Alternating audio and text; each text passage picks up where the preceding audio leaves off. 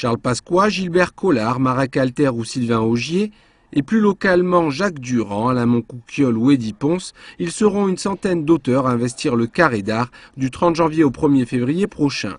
3 jours consacrés à la biographie avec pour axe de réflexion le futur. Et pour penser le futur, le festival a choisi comme président d'honneur le psychanalyste Boris Cyrulnik ainsi que Bernard Werber, notamment connu pour sa trilogie des fourmis.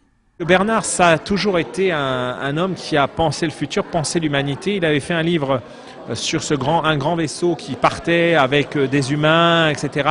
147 000 humains qui avaient recréé l'humanité et qui partaient coloniser notre planète parce que justement l'humanité n'allait pas bien, les scénarios n'étaient pas bons, etc. Et ça nous a paru intéressant de lui demander son avis et de lui demander son avis du futur. Il fait dans les documents, là, il nous fait un édito qui est plutôt positif. Mais bon, je pense qu'il nous donnera sa version au moment de la fête du livre, c'est ça qui est intéressant.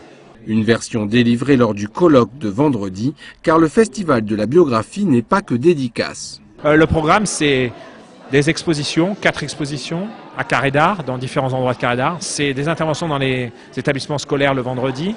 C'est un colloque le vendredi après-midi au Novotel Atria. C'est une multitude de conférences, de rencontres, etc. dans la salle du Carré d'Art, la salle de conférence. C'est aussi une multitude de rencontres au café littéraire, et bien sûr des signatures. Le programme de l'édition 2009 est téléchargeable sur le site de la ville de Nîmes. Preuve de sa richesse, il est difficile d'y faire un choix. Ah, si j'avais un coup de cœur, je dirais que, bien sûr, il y a Marek Alter le samedi après-midi, bien sûr, il y a le colloque qui est très très bon, mais je dirais que ça serait bien d'aller voir Michel Lebris le dimanche matin, le 1er février au Carré d'Art à 10h30 pour voir ce film merveilleux et l'écouter nous parler. Parce que c'est un grand conteur, c'est un grand raconteur, c'est un grand voyageur, c'est un créateur. Il a fait des choses magnifiques dans sa vie, il est très courageux et il fait l'effort de venir, donc c'est intéressant de l'avoir.